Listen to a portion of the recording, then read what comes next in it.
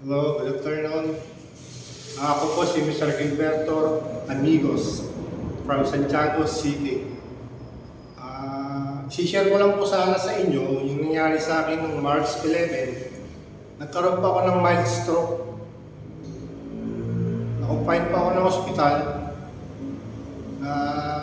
May nakita po dito sa may brain ko na may bumara.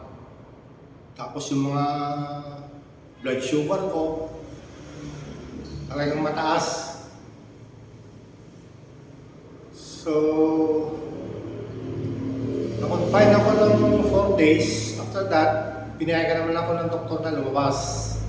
Kasi medyo okay naman ako.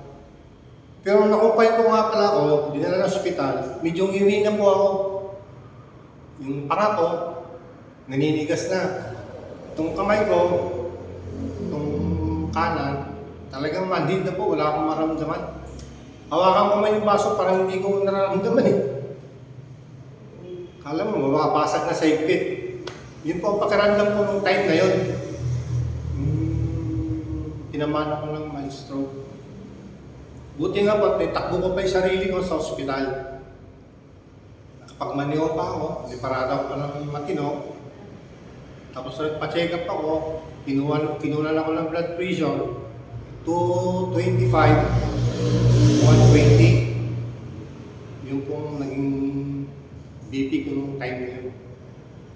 Kaya hindi na po ako pinayagan ng doktor na lumabas pa ng ospital. Talagang obligado na i-confine. Inabot din po ako ng mga 4 na araw. Baka po pinayagan ako ng doktor na lumabas.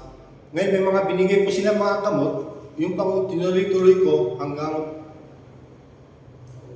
March, hanggang May.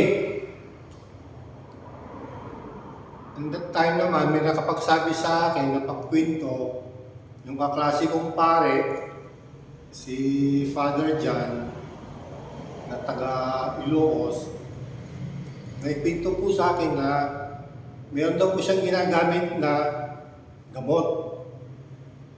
Stem cell nga daw po, gawa sa mga prutas. Naging interesado naman po ako kasi gawa sa prutas, kumbaga sa walang ganong side effect kung dadagdagan ko yung mga gamot na tinitake ko. So yung nga po nangyari, kinuntak ko rin yung isang kaklase ko na unang naging member ng Renata, si Jerry Gumpal. Pumunta po sila sa bahay, introduce nila sa akin yung gamot. Ay na linggan niya naman po ako. At kumuha muna ako ng 3. Kasi nung time na yon, 2 peraso plus 1. May additional na 1 box. So yung po tinitake ko, bago ko yung tinuro ko sa akin, paano ko i-take yun.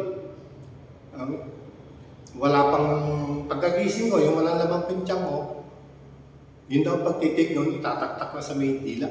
Ilalim ng dila. So sa madalit salita po, nakaubos po ako ng 3 box. Medyo okay naman na po yung katawan ko. Medyo nawala na po yung mga stress ko, mga pangko sa katawan. So kaya pumunta ako sa office nila, dito sa Dubinan, nag-inquire. Ngayon, dinagdagan ko po yung kinuha kong 3. Kumuha na po ako ng Royal, 20 bucks. Talagang tinry namin. Pati yung misis ko, nag-take na rin. Tapos yung isang apo ko, pinag-take ko na rin. So nung medyo maganda lang po naging resulta, kinuha ko na rin po yung misis ko. Another Royal. Dahil na-test na po namin kung paano. Ngayon sa kanya, maganda rin naman naging epekto niya. And then, dito pala sa Renata, pwede palang pagkakitaan. Yun ang huling introduce nila sa amin. Napagaling kami, ngayon inintroduce sa amin kung paano ka kumita. Meron silang mga sinabi na ganito, ganun. May, kumuha ka muna as a user, as a marketer, partner, tapos royal. So, doon na po namin ginawang sideline ng misis ko. Kahit na paano, yung ginagamit namin, tinitake namin gamot, nalilibre na. At bukod doon, may konting kita pa. So, sa mga nakakarinig o makakapanood nito, inimbitahan ko po kayong gamitin niyo po yung Renata Stem Cell. Napakaganda po sa katawan. Dahil ako po, at sa misis ko, ako po, at saka yung isang anak ko, tested na po. Hanggang ngayon po, ginagamit pa rin po namin sila. So, I will invite you all na sana